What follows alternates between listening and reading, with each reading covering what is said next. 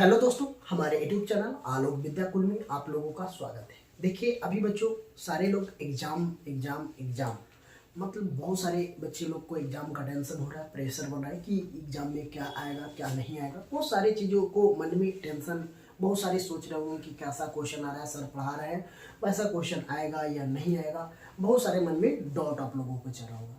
तो हम आप लोगों को एक बात बता रहे हैं कि जब भी एग्ज़ाम रहे तो कोई टेंशन नहीं लेना। जो भी एग्ज़ाम है वो अच्छे तरीक़ा से होगा। जहाँ हम पढ़ा रहे हैं वो आप लोग अच्छी तरह से पढ़ें। इससे ज़्यादा क्वेश्चन आपको हिंदी हो, संस्कृत हो, जितना हम पढ़ा दिए हैं आप लोगों को, उससे ज़्यादा क्वेश्चन आप लोगों को नहीं पूछा जाएगा। ठीक है, तो आपको जो भी हम क्वेश्चन आप लोगों को पढ़ा रहे हैं, जो भी अगर बता रहे हैं, वो अच्छी तरह से समझेंगे, जो हमारे लेक्चर को अच्छे से सुनेंगे, तो आपको एग्ज़ाम में अच्छी तरह से आप लिख पाएंगे। चलिए, अब हम बात कर लेते हैं बच्चों की हिंदी में अभी हिंदी ग्रामर आप लोगों को नहीं पढ़ा पाए हैं, तो हिंदी ग्रामर का 1 से 2 वीडियो ले आएंगे ताकि आपको हिंदी ग्रामर आप लोग आसानी से क्या कर लेंगे, बना लेंगे। तो चलिए, हिंदी ग्रामर की अगर हम बात करते हैं बच्चों, तो अभी हम आज या कल की डेट में एक दो वीडियो हिंदी ग्रामर के आप लोगों के लिए ला देंगे। और बाकी का तो निबंध होता है, तो निबंध तो आप लोग लिख ही लेंगे, है ना। निबंध लिख लेंगे और आपको वहाँ ऐसे लेटर आता है तो वो भी लिख लेंगे, या तो प्रधानाध्यापक या तो जो भी हो वहाँ से आप लोग ये सारी चीज़ तो आप लोग को आता ही होगा, तो आप वहाँ से भी आसानी से क्या कर लेंगे, लिख लेंगे। चलिए, तो जो हम अभी जो क्वेश्चन हम आपको बता रहे हैं, ये टोटल आप अगर जब भी एग्जाम में पूछेगा तो 5 नंबर में पूछेगा। ये जो हम लॉन्ग क्वेश्चन बता रहे हैं हिंदी का, तो हिंदी का जो ये लॉन्ग क्वेश्चन है ये आपको एग्जाम में 5 नंबर में पूछा जाएगा।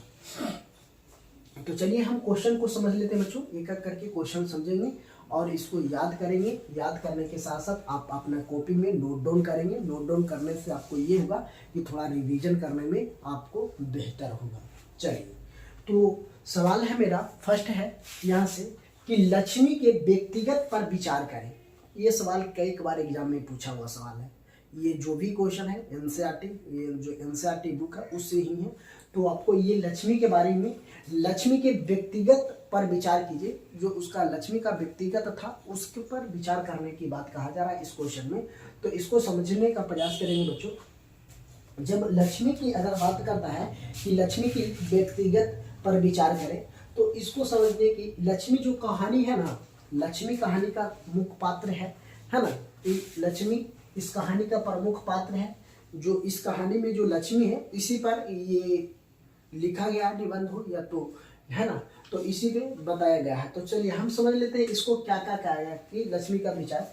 तो इसको लिखने के लिए हम क्या करेंगे, अगर एग्जाम में आएगा तो लिखेंगे लक्ष्मी इस कहानी का प्रमुख पात्र है। उसके व्यक्तिगत में कूट कूट कर धृष्टता और साहस बढ़ा था। धृष्टा कहने का अर्थ ये होता है बच्चों कि उसके अपने आप पे विश्वास, है ना। धृष्टा विश्वास और साहस, उस पे अपने आप पे ताकत था। जैसे अगर मान लिया जाए कि आप लोगों को अपने आप पर धृष्टा होनी चाहिए कि हमको एग्जाम में अच्छे नंबर लाना चाहिए, साहस होनी चाहिए कि हम अच्छे से अच्छे नंबर ला सकेंगे। तो ये आपकी धृष्टा होता है ना, साहस होती है, ये सारी चीज।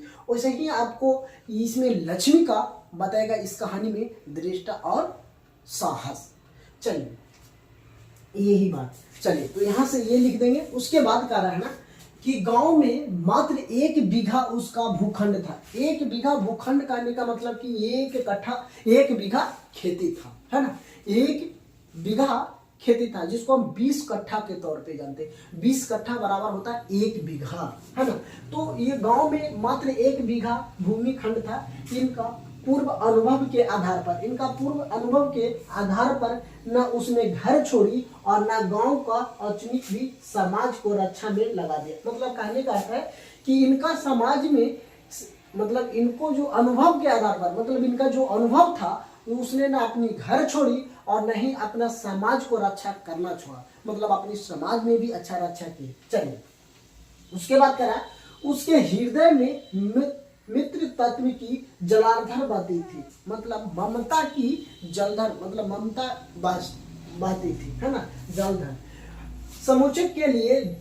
सचमुच के लिए तो उसने विलंब किया था। तो क्या था, विलुप्त किया था लेकिन मूर्छ से जागने पर एक मुर्दा बच्चे को छाती से खींच लेता था, है ना। क्या कह रहा है ना कि जब मुर्दा से जागने मुर्द, है ना, मुर्दा से मतलब अपनी जो मुर्दा, हम अब अगर हिंदी ग्रामर की बात करते हैं तो हिंदी ग्रामर में मुर्दा होता है ना, वहीं पे बात करा कि उसको जगाने पर एक मुर्दा बच्चों को छाती से लगा लेते थे। वो अपनी आवाज से एक मुर्दा बच्चा को भी अपने गले से लगा लेते थे। यही कह रहा है ना कि छाती से लगा खींच लेते थे। उसके बाद कह रहा है ना कि इस व्यक्तिगत में नारी सुभल मत के साथ साथ दृष्टा और साहस का एक अच्छा मिश्रण है। क्या कर रहा है कि व्यक्तिगत नारी सुभग तत्व के तथा साथ साथ दृष्टा और साहस का अच्छा मिश्रण है। क्या है? अच्छा मिश्रण है। चलिए, तो अगर ये सवाल आपको आएगा तो आप क्या करेंगे, आप लोग आसानी से लिख लेंगे।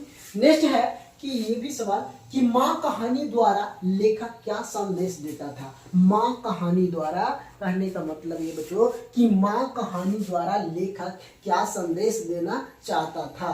तो लेखक ने इसमें संदेश देने के लिए कहा गया है। तो यहाँ पे देखिए कारण है, इस कहानी में माँ की ममता और बलशय की भावना को कथाकार ने स्पष्ट करते हुए हमें मित्र देवो भव, है ना, ये पे समझिएगा। इस कहानी का मेन है कि माँ की ममता का बल से है ना, भावनाओं को कथाकार स्पष्ट किया कि अपनी माता को भावनाओं को कथाकार के अनुसार ये क्या किया है, मित्र। देखिए यहाँ पे मित्र देवियो भव मतलब अपनी माता का देवो भव पाठ पर स्मरण कराया था। क्या कराया था? अपनी मातृ देवी भावों को पाठ पर स्मरण कराया था, है ना।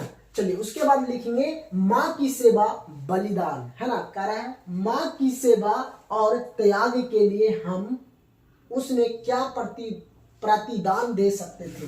का लेखक बोले थे कि माँ की ममता, है ना, कह रहा है ना कि माँ की सेवा और बलिदान और त्याग के लिए हमें उसे क्या क्या परिदान दे सकते थे। माँ लिखेंगे फिर कि माँ की उस ममता को प्राप्त करने के लिए ही तो हमारे ऋषियों ने ब्रह्मा को शक्ति, है ना, कारण का लेखा कर रहा है कि माँ की ममता को, है ना, माँ की ममता को प्राप्त करने के लिए, है ना, माँ की ममता को प्राप्त करने के लिए तो ही हमारे ऋषियों क्या कहते हैं, ब्रह्मा को शक्ति, ब्रह्मा शक्ति, है ना। करा कि यहाँ पे देखिएगा लिखेंगे कि माँ की उस ममता को प्राप्त करने के लिए ही तो हमारे ऋषियों ने ब्रह्मा को शक्ति अर्थात मातृ रूपी में देखना शुरू किया। क्या क्या? मातृ रूपी में देखना शुरू किया। क्योंकि यहाँ पे लिखेंगे, फिर लिखेंगे क्योंकि जितना हमारे समीप माँ हो सकती है, मतलब जितना हमारे समीप माँ हो सकती है उतना क्या है ना हो सकते हैं, हमारे लिए जितना कष्ट वह उठा सकती है। जैसे कहने का अर्थ यह है कि अगर बच्चों आप लोग अभी पढ़ाई करें तो आपको समय के अनुसार खाना, हर एक चीज जो कपड़ा लता, हर एक चीज जो आपकी माँ कर सकती है वो कोई और नहीं कर सकता, क्योंकि आपको माँ की ये ममता है ना। क्या है? ये ममता। तो वही बात लेखक कर रहा है कि करना कि माँ की उस ममता को प्राप्त करने के लिए ही तो हमारे ऋषियों, है ना, ऋषियों को ब्रह्मा शक्ति अर्थात मातृ रूपी में देखना शुरू किया। क्योंकि जितना हमारे समीप माँ मतलब हमारे नजदीक माँ हो सकती है, हमारे लिए उतना ही कष्ट वह उठा सकती है। अगर हमारी माँ हम लोग का कष्ट ही नहीं देख सकते, है ना। चलिए उसके बाद क्या है ना कि जितना दूसरे कोई नहीं, जितना उतना दूसरा कोई नहीं, अतः हमें भी मांस बचाव कर्मठ और मात्र भक्त होनी चाहिए। मतलब कि हमें भी मानसिक बचाव कर्मठ होनी चाहिए और मात्र भक्ति मतलब माता को भक्ति करनी चाहिए। तो ये कौन कर रहा है? लेखक ने बोल रहा था। चलिए ये सवाल आप लोगों को एग्जाम में आता है तो ये सवाल को आप लोग ऐसे ही लिख देंगे, कोई दिक्कत नहीं। चलिए अब हम यहाँ से नेक्स्ट है मेरा कि माँ कहानी के शीर्षक की सार्थक पर विचार कीजिए, है ना। करा माँ कहानी के शीर्षक की सार्थक पर विचार करें। तो इसको लिखेंगे कि माँ शीर्षक का संपूर्ण कहानी में माँ की ही प्रधानता है। एक माँ अपनी अपंग और पागल पुत्री, है ना, कह रहा है ना कि एक माँ ने अपनी अपंग करने का मतलब कि किसी चीज से या तो लंगड़ा हो या बोलने से या किसी चीज से अपना शरीर से क्या हो कुछ प्रॉब्लम, है ना, यही समझे अपंग। उसी को किसी का देख बोलते हैं ना कि ये अपंग है ना, उसी को बोलते। तो कह रहा है ना एक माँ अपनी अपंग और पागल पुत्री, उनका पुत्री क्या था, पागल थी, उसी को अपंग बोलते हैं। तो अपंग पुत्री को मंगू को भी प्यार करती थी। जिस प्रकार से अगर सारे बच्चे को वो प्रेम करती थी माँ, उसी तरह से एक पागल पुत्री को भी, अपंग पुत्री को भी वो क्या करती थी, मंगू को प्यार करती थी। ओके, चलिए उसके बाद सेवा करती थी, उसको सेवा भी करती थी। और सेवा आप लोग समझ ही गए हैं कि जब वो पगली थी तो उसको तो सेवा अनिवार्य, वो हर एक चीज को उसको बताना होगा, करना होगा, खाने पीने, है ना, ये सारी चीज। तो वो अपनी माँ, एक माँ की ममता ही है जो अपना पागल पुत्री हो या तो जो भी अपंग पुत्र हो, उनको सेवा एक माँ ही कर सकती है। चलिए उसके बाद करा, और सर्वदा चिंतित रहती थी, मतलब उसके लिए वह क्या करती थी, हमेशा चिंतित रहती थी अपनी पुत्री के लेकर के। तो कहती है शीर्षक का यह निर्धारण घटित घटना, है ना, क्या करा, ये शीर्षक को घटित घटना के आधार पर, घटना का स्थान के आधार पर और प्रधान पत्र के आधार पर होता है। ये क्या कह रहा है, ये लेखक ने, इसको में लेखक में कहानी का, इसमें लेखक ने बोला है कि आधार पर, घटना स्थान के आधार पर और प्रधान का पत्र के आधार पर होता है। यह कथाकार ने इस कहानी में माँ को ही प्रधान पात्र बनाया। इसमें सबसे, इस कहानी की बात हम करते हैं तो इस कहानी में इसका पात्र अगर माना जाए तो इस पात्र में माँ ही हो सकती है। अतः कहानी का माँ शीर्षक पूर्ण अयुक्त है, इसमें माँ को ही पात्र दे। चलिए, तो ये भी अगर आपको लिखा जाएगा तो आप लोग आसानी से क्या करेंगे, लिख लेंगे। चलिए एक सवाल और मेरा यहाँ पे है कि हिरोशिमा में मनुष्य की शरणार्थी के रूप में क्या है ना, कह रहा है हिरोशिमा में मनुष्य की सारथी के रूप में क्या है। तो मनुष्य की सारथी के रूप में क्या है, तो हिरोशिमा की बात कर रहा है, तो लिखेंगे आज भी हिरोशिमा में सारथी के रूप में, अर्थात परिणाम के रूप में जहां तहां जले, मतलब जब हिरोशिमा पर बम गिराया गया था उसी के बारे में बोला गया कि उसका अर्थात अभी भी परमाणु जहां तहां जले हुए है ना, जले हुए पत्थर और दीवार पड़ी हुई है। अभी भी वहां पे जड़े हुए क्या क्या है, दीवार और पत्थर अभी भी वहां पड़ी हुई है।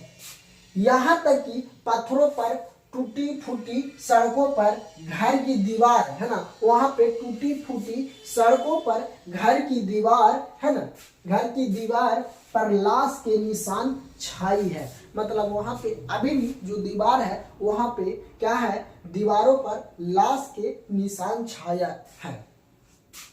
साक्षी है, इस साक्षी से प्राप्त पता चलता है कि अतीत में, जो अतीत मतलब जो बीता हुआ बात है ना, यहाँ की आवन्वय दर्शाता है कि नंगा नाचा हुआ था, है ना,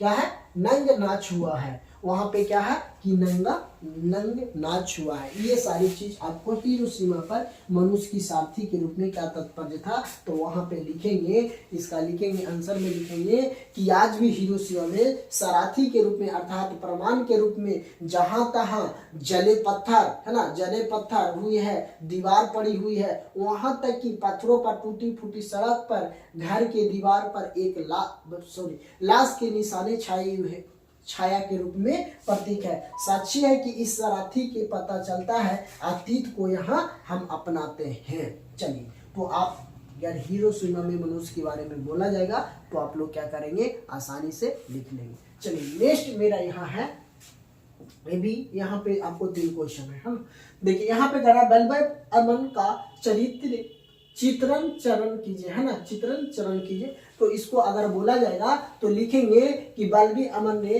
इस कहानी के प्रधानता पात्र है, वह पूर्ण अशिक्षित और शहरी, क्या कर रहा है, पूर्ण अशिक्षित तथा और शहरी वातावरण है ना, वातावरण से आपृत भी है।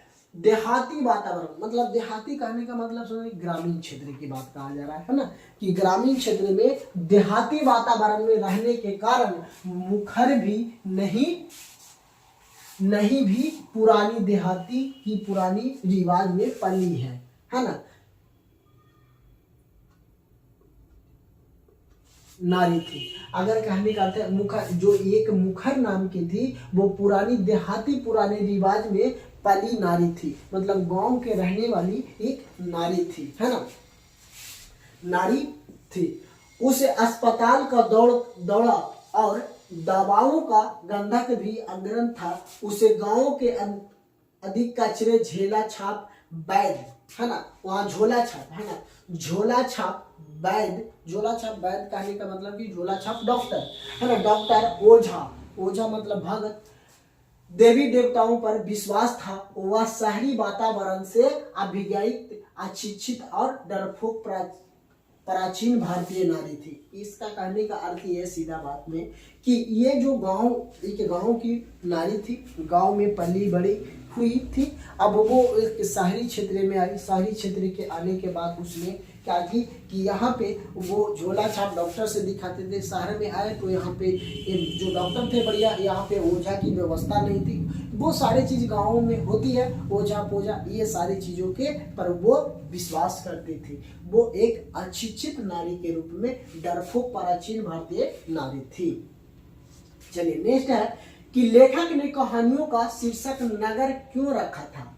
लेखक ने कहानियों का शीर्षक नगर क्यों रखा था, तो इसको आंसर लिखेंगे कि नगर शीर्षक का घटना स्थान पर द्योतित करती थी, जो लक्षण शास्त्र, है ना, क्या करा, लक्षण शास्त्र के अनुसार सटीक कहा जाएगा। क्या करा, लक्षण शास्त्र के अनुसार सटीक कहा जाएगा, तो ये आपको लिखना होगा। उसके बाद क्या है, लेखक मैंदुरा का इतिहास बताकर पुनः, मतलब लेखक ने मैंदुरा का इतिहास बताकर पुनः हरास्त की मुद्रा में काटता था। किसके से काटता था, हरास्त की मुद्रा में काटता था। चप्पल, अगर हम बात करें, चप्पल रहित गवार लोगों भी भीड़ मीनाक्षी मंदिर, कहाँ पे कि चप्पल रहित गवार लोगों भी भीड़ को मीनाक्षी मंदिर के स्तंभ से खड़े अनेक, है क्या करे, खड़े अनेक गोप पुराण सूखी हुई थी। बैग नदी का पुल यहाँ है, क्या है, बैग नदी का पुल यहाँ है। मैंदुरा इसी नगर में रोनागी पुत्री के लेकर, है ना, क्या करा, लेकर बलिवा अम्बा चिकित्सक के लिए आती थी। किसके लिए आती थी, वहां पे जब भी जाती थी वो चिकित्सक के लिए ही जाती थी। किसके लिए जाती थी, चिकित्सक के लिए ही जाती थी। और करा कि अस्पताल की दौड़ा लगाकर निसफल निराश लौटती थी। जब वहां हॉस्पिटल में जाती थी, जब उस अस्पताल में जाती थी तो दौड़ा लगाकर निसफल निराश लौटती थी। जिसलिए अगर वो जिस चीज के लिए वहां जाती थी वो उनको सफल नहीं हो पाता था, तो वो क्या होकर लौटती थी, वहां से निराशा होकर के लौटती थी। चलिए अब यहाँ पे कह रहा है नगर में यही सब तो होता है। क्या कह रहा है, नगर में यही सब तो होता है। वो कह रही है एक गांव की, मतलब एक देहाती की बात एक गांव की थी, वो समझती थी कि नगर में यही तो होता है। क्या होता है, नगर में यही तो होता है कि जब भी हम वहां जा रहे हैं काम के लिए तो दौड़ा जाते हैं, वहां से हमें क्या करते हैं, निराश होकर वापस लौटते हैं। जिसका चित्र लेखक ने सही खींचा है, क्या है, बोल रहा है जिसका चित्र लेखक ने सही खींचा है, इसीलिए इस कहानी का शीर्षक नगर रखा है। क्या है, नगर रखा है, जो सही और सटीक है। क्या है, सही और सटीक है। तो आपको एग्जाम में पूछा जाएगा तो आप लोग क्या करेंगे, ये भी आसानी से लिख लेंगे। चलिए नेक्स्ट है, आपको सीता का, है ना, चरित्र और चित्रण करें। तो ये सवाल आपको काफी इंपॉर्टेंट है। इसको या तो बिहार बोर्ड से दे रहे हैं या तो मध्यमा बोर्ड से दे रहे हैं, या आपको ये क्वेश्चन को ध्यानपूर्वक पढ़ेंगे ताकि ये क्वेश्चन आप लोगों को बहुत ज्यादा इंपॉर्टेंट होगा। चलिए तो इसका हम समझ लेंगे, इसको लिखेंगे हम क्या कि सीता एक विधवा है ना, क्या है, सीता एक विधवा पर एक है ना, क्या है कि सीता एक विधवा पर सहिष्णु महिला थी, है ना, क्या थी, सहिष्णु महिला थी। वह बहू की विषमक बातों से, क्या, वो अपनी बहू को विषम बातें, मतलब जो ताना वाली बातों का कभी भी उत्तर नहीं देती थी। क्या करती थी, वो कभी भी उत्तर नहीं देती थी। किसका उत्तर नहीं देती थी, अपनी बहू का। वह अपनी हृदय को पत्थर कर, क्या करती थी, वह अपनी हृदय को पत्थर कर अपने ही घर में वीरान बनकर रह रही थी। मतलब क्या रहा, वह अपने ही घर में किस प्रकार से रह रही थी कि अपना ही घर में वीरान बनकर रह रही थी। बेटों ने उसे एक महीना पाली कर, क्या कर रही थी, उसके बेटे ने एक महीना पर रखा गया था, है ना, क्या किया गया था, वो उसके बेटे ने सभी भाइयों से बोला था कि एक महीना दिया जाएगा, और ठीक है। उसके बाद तो वह कुछ नहीं बोली, वह क्या बोली, वह कुछ नहीं बोली, पर जब तक उसने 50-50 प्रति माह देने की बात कही, अब बात कर रहे हैं उसके बाद जब सभी लोग उसके बेटा ने क्या किया, उसके बाद महीना पर भी रखा, उसके बाद बोला गया कि अब ऐसे नहीं होगा, अब सभी लोग 50-50 रुपया महीना दो, आइए अलग खाना बनाइए। चलिए ठीक है, तो 50-50 रुपया प्रति माह देने की बात सुन बेटा ने बिना उसे राय लिए, मतलब बेटा जब उसको अपनी माँ को बताए बिना ही 50-50 रुपया देने की बात कहा, तो उसने राय लिया, तब तय कर दी, तो उसका स्वाभिमान था उसकी माँ की जग गया और वह घर से निकल गई। क्या हुआ कि जब उसके बेटा ने सभी 50-50 रुपया देने की बात कहा, तब उसकी माँ ने उस घर से, उसका स्वाभिमान क्या हो गया, निकल गया, वह घर से कहाँ चली गई, निकल गई बाहर। इस प्रकार सीता सुख दुख में रहने लगी, क्या करने लगी, इस प्रकार सीता सुख दुख में शर्म रहने लगी और शांति प्रकृति में स्वाभिमान और दृष्टा निश्चित की प्रकृति की महिला है। क्या है, इसका जो स्वाभिमान था बहुत अच्छे थे, जो उसको दृष्टा से स्वाभिमान से रहने लगी महिला। चलिए, तो ये सवाल आपको एग्जाम में पूछा जाएगा, हिंदी का ये सवाल था, तो आप लोग क्या करेंगे, इसको याद कर लेंगे, 1 से 2 बार वीडियो को देखेंगे तो जरूर आपको याद हो जाएगा। आप अपने कॉपी में भी नोट डाउन करेंगे तो आपको ज़्यादा से ज़्यादा और फायदा होगा कि इसका रिवीजन करने में आप लोगों को काफ़ी मदद मिलेगी। तो आई होप ये वीडियो आप लोगों को पसंद आया होगा। अगर वीडियो पसंद आएगा, चैनल पे नए हैं, पहली बार आए हैं हमारे चैनल पे, तो या तो चैनल को सब्सक्राइब नहीं किए तो चैनल को जरूर सब्सक्राइब कर लीजिए और अपने दोस्तों में ये वीडियो जरूर शेयर कीजिए। तो थैंक यू दोस्तों, फिर मिलते हैं आप लोगों के बीच नेक्स्ट कक्षा में।